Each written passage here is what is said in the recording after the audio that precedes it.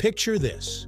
The ground is shaking. The air is thick with dust, and stretching across the horizon are thousands, no, millions of animals moving as one, not running away in panic, not chasing something in chaos, but following an ancient rhythm, a journey written into their instincts.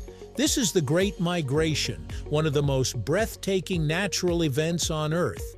But what exactly is it? Why do animals risk everything just to keep moving? Let's break it down, right here, on History of Simple Things.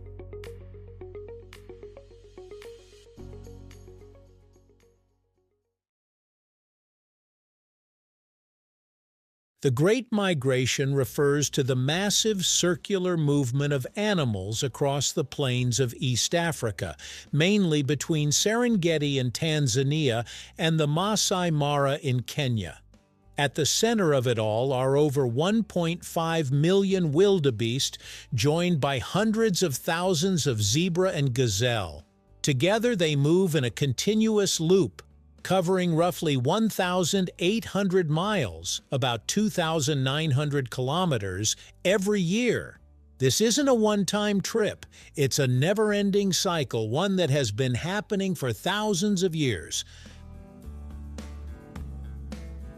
The answer is surprisingly simple: survival. The animals are chasing rain. Where there is rain, there is fresh grass, and where there is fresh grass, there is food. East Africa has a pattern of wet and dry seasons. When one area dries up, another begins to bloom. The herds move to follow these changes, always searching for greener pastures. But it's not just about eating. For wildebeest, timing is everything. They give birth during specific times of the year when grass is abundant, increasing the chances that their calves will survive. So the migration isn't random. It's a finely tuned response to nature's calendar. If this were just a peaceful walk across the savannah, it wouldn't be so famous. The Great Migration is brutal. Predators are always watching. Lion, hyena, and cheetah follow the herds closely, knowing that where there are thousands of animals, there will always be an opportunity to hunt. Then come the river crossings, arguably the most dramatic part of the migration. As the herds attempt to cross rivers like the Mara River, they face strong currents, steep banks, and lurking crocodile. Some animals drown, others are taken by predators. Many don't make it, and yet the herd keeps moving. You might wonder, why travel in such huge numbers? Wouldn't it be safer to spread out? Actually, the opposite is true. There's safety in numbers. When predators attack, they can only catch a few individuals. The sheer size of the herd increases the chances of survival for most members. It's a strategy called predator saturation.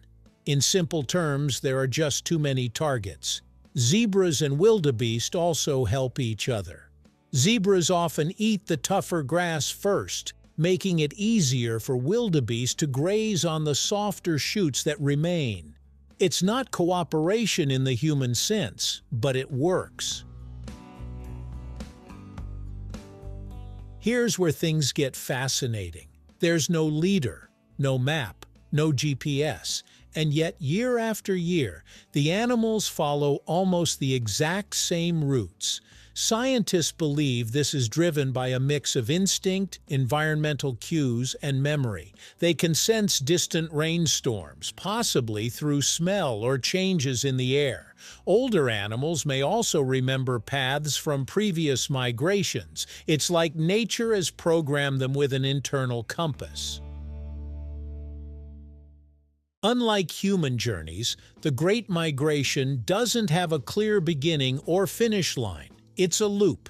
Around January to March, many wildebeest gather in the southern Serengeti, where thousands of calves are born within just a few weeks. As the dry season approaches, the herds begin moving northwest, eventually reaching the Masai Mara around July to October. Then, as the rains return to the south, they start the journey back again. It's a continuous rhythm: move, graze, survive, repeat. The Great Migration isn't just impressive, it's essential. This movement helps maintain the balance of the ecosystem. As animals graze, they prevent overgrowth. Their waste fertilizes the soil. Their movement spreads nutrients across vast areas. Even death plays a role. The remains of animals that don't survive feed scavengers and enrich the land. It's a system where everything is connected. If the migration were to stop, the entire ecosystem could collapse. Despite its scale and resilience, the Great Migration is not indestructible. Human activity poses a serious threat. Fences, roads, and land development can block migration routes. Climate change can disrupt rainfall patterns, making it harder for animals to predict where to go. Conservation efforts in Tanzania and Kenya aim to protect these pathways, but the balance is fragile. This ancient journey depends on space, something that's becoming harder to preserve.